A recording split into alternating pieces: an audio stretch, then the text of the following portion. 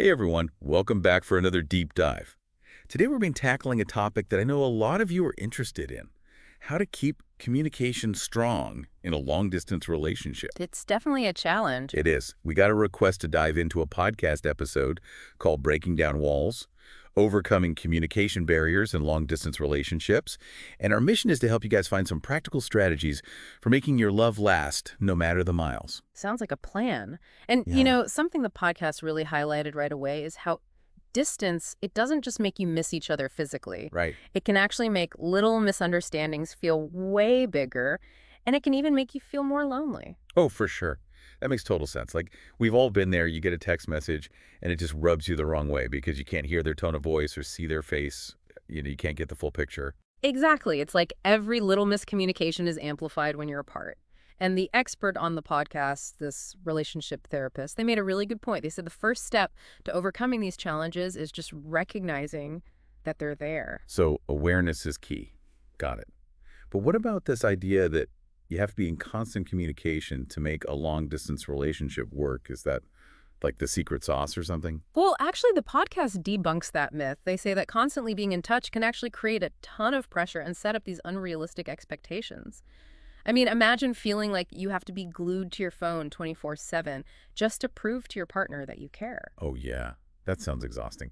And honestly, wouldn't that take away from the excitement of actually reconnecting after being apart for a bit? Totally. The podcast suggests finding a communication rhythm that works for both of you. One that doesn't feel like this constant pressure. Like it's about quality, not quantity, right? So more like a comfortable dance than Yeah. like a forced march.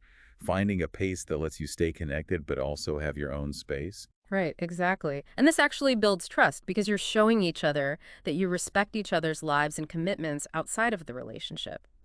They even share a story in the podcast about this couple who lives in different time zones. They have a regular time that they call each other, but they're super flexible with it if one of them has to reschedule because, well, life happens. Yeah, life always happens. That just sounds so much healthier than, clinging to some rigid schedule and stressing out when things inevitably come up. I totally agree. It's about finding that sweet spot, staying connected, but also giving each other the freedom to live your lives.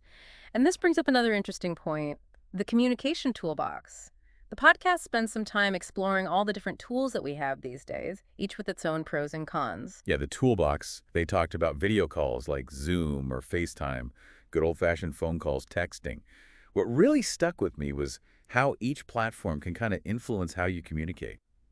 Oh, yeah, that's fascinating. I mean, think about it. You probably communicate differently in a formal email than you do in a quick text to a friend. Each platform creates a different tone, right? There are different nuances. It's like choosing the right paintbrush for the stroke you're trying to make. You wouldn't use a fine-tip brush to paint a huge area. Exactly. And the podcast makes a really good point. It's important to have a diverse communication toolbox so you can choose the best tool for the job. Sometimes you need that heartfelt video chat to see your partner's face, and sometimes a quick text to share a funny meme is perfect. But no matter which tool you choose, there's one ingredient that is absolutely vital: emotional honesty. Ooh, now we're getting to the good stuff. The podcast talks about how important it is to be open and honest about your emotions in a long-distance relationship. And they're not just talking about the good stuff, right? Yeah. They mean sharing the negative feelings, too. Right. I mean, would you feel truly connected to someone if you only ever saw the highlight reel of their life? Relationships are built on sharing both the sunshine and the storms. That makes a lot of sense. But I think it can be tempting to just put on a happy face and pretend everything is perfect, especially when you're communicating through a screen. You don't want them to worry. Yeah, it's natural to want to shield your partner from your problems, especially from far away. But the podcast argues that bottling up those negative feelings, it can actually create more distance in the long run. So true intimacy means being vulnerable, letting your partner see the messy parts of you, too. But how do you actually do that in a way that feels safe and constructive? That's tough. It's a really great question, and it's something we're going to explore more deeply as we continue our deep dive. For now, it might be helpful to just think about your own comfort levels with expressing your emotions. Are you able to freely share both your joys and sorrows with your partner? How does that feel? That's a really good point for all of us to think about. Sometimes we need to do some work on ourselves, unpack our own emotional baggage before we can really connect with someone else, even someone we love very much. Absolutely. And remember, building a healthy and fulfilling relationship, whether it's long distance or not, takes courage. It takes honesty. It takes a willingness to be truly seen for who you are. So before we went to the little break there, we were talking about being emotionally honest. Right. It's so important. It is, but it can be tricky sometimes. Like, how do you actually deal with misunderstandings when they come up? Hmm. Especially in a long-distance relationship, those can feel like major roadblocks. Oh, absolutely. And the podcast we're looking at today, they give some really helpful advice on how to handle those bumps in the road, those inevitable disagreements you're going to have. Because they're definitely going to happen.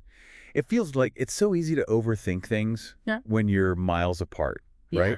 Like your imagination just runs wild because you don't have all the context clues you'd have if you were together in person. That's so true. And the podcast, they really stress how important it is to address misunderstandings right away, like Yeah. before they can even grow into resentment or something bigger. Yeah, get ahead of it. Okay, so let's say a misunderstanding does happen. What's the first thing you should do? Well, the podcast suggests starting by clarifying intentions. Instead of jumping to conclusions or, assuming the worst, just take a minute. Ask your partner what they meant. So just being direct. Yeah, just ask. A simple, hey, I'm not sure I understood what you meant there. Can you explain it a little more? Something like that can go such a long way in preventing a small misunderstanding from turning into, like, a huge fight. It's like you hit the pause button on your reaction and decide to be curious instead of, accusatory. Exactly. And remember, communication, it's a two-way street. Just like you'd want your partner to clarify what they meant, be ready to do the same when they ask you to explain something you said. It's all about making sure both people feel safe and heard and understood. Right. But let's be real. Sometimes these misunderstandings, they lead to hurt feelings even when nobody meant to cause any harm, right? I guess that's where apologies come in. Absolutely. The podcast actually makes this really interesting point. An apology, it isn't always about admitting that you're wrong. It can be about just acknowledging how your actions impacted your partner. Even if you didn't mean to do something hurtful, if your partner was hurt, you got to acknowledge that, apologize for it. It's not about keeping score. Right. It's about taking responsibility for how you made the other person feel. Exactly. And a sincere apology can go a really long way in fixing things and rebuilding that trust. Even something as simple as, I'm sorry I hurt you, can make a huge difference. So you're saying, I see your pain and I care about how you feel. And isn't that, what love is all about? That's such a beautiful way to put it. And this all ties back to that idea of emotional honesty, right? When you're willing to let your guard down, admit when you've messed up, and apologize, you're really deepening the intimacy and strengthening your bond with your partner. Yeah. It's like you're saying, I'm not perfect, but I'm willing to work through the tough stuff with you, because our relationship matters that much to me. Exactly. Which leads us to a topic that might seem a little unexpected, especially when we're talking about communication, but it's incredibly important, especially for long-distance couples. Don't forget to have fun. Okay, now I need you to explain this one, because it's easy to get so focused on the challenges of long distance that you forget about having fun and being playful and all that good stuff. You're so right. The podcast talks about how important it is to make sure you're incorporating fun and creativity into the way you communicate. It helps fight off that feeling of monotony and keeps the spark alive. They mention things like playing online games together, having virtual dates, even starting a book club where you discuss chapters over video chat. Those are great ideas. It's Yeah. like you're creating those shared experiences you would have if you were in the same place, Exactly. And what's really interesting is that having fun, it's not just some silly distraction. It plays a crucial role in keeping you connected. Shared experiences, especially the ones that involve laughter and joy, they release endorphins. The feel-good chemicals. Yes. So having fun together, it literally makes you feel closer. Wow. And it creates all these positive memories that you can look back on when you're apart.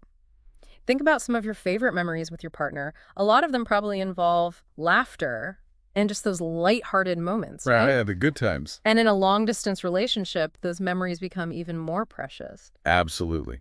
It's like you're building this treasure chest of happy moments that you can open up and enjoy anytime you need a little pick-me-up. I love that. And the best part is, there are so many different ways to have fun in your long-distance relationship. You could watch movies together while you're video chatting, have these virtual cooking competitions, or even just send each other funny memes throughout the day. It's all about finding those small ways to stay connected and keep things interesting. I'm already thinking of ideas. Virtual game night, maybe? I'm in. But before we go planning all our virtual fun, let's finish up our deep dive with some final thoughts and takeaways that you can use in your own long distance adventures.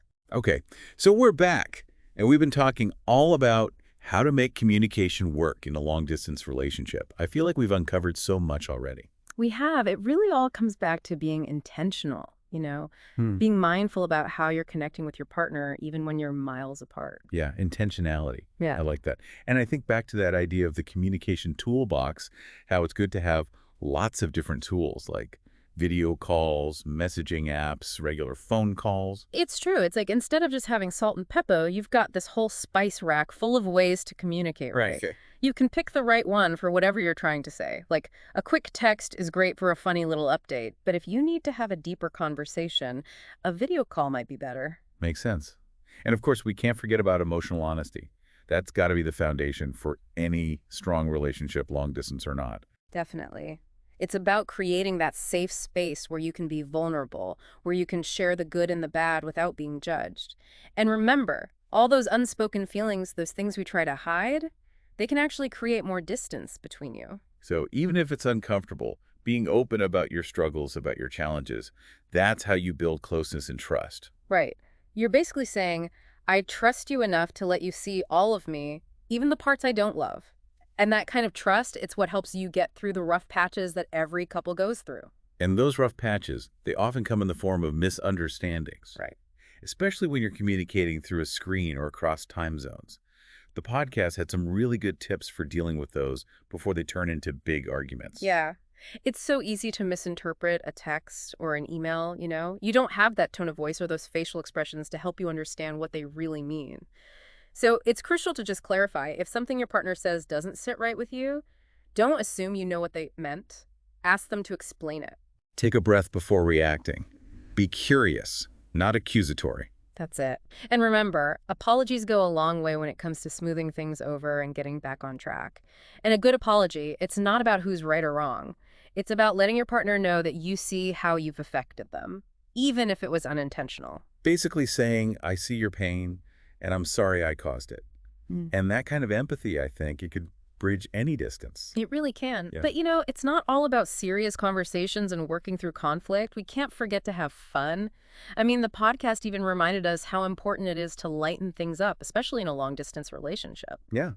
It's easy to get stuck in the day-to-day logistics of being apart and forget to, well, just have some fun together. Right. But laughing together, being playful, it keeps that spark alive. Playing online games, having a virtual movie night, even just sending each other silly memes, all of that creates those shared experiences, those little reminders that you're still a team, even when you're apart. And those good times, those happy memories, you can hold on to them when things get tough. It's like building up this reserve of joy that you can tap into whenever you need a boost. I love that. So for anyone out there who's doing the long distance thing, remember, it's not a guarantee that your relationship is doomed. It's definitely a challenge, but it's also a chance to get even better at communicating, to strengthen your bond in new ways. With some effort, with a little creativity and a whole lot of love, your relationship can thrive no matter the distance. I couldn't have said it better myself. Thanks for joining us for this deep dive. We'll see you next time for another one.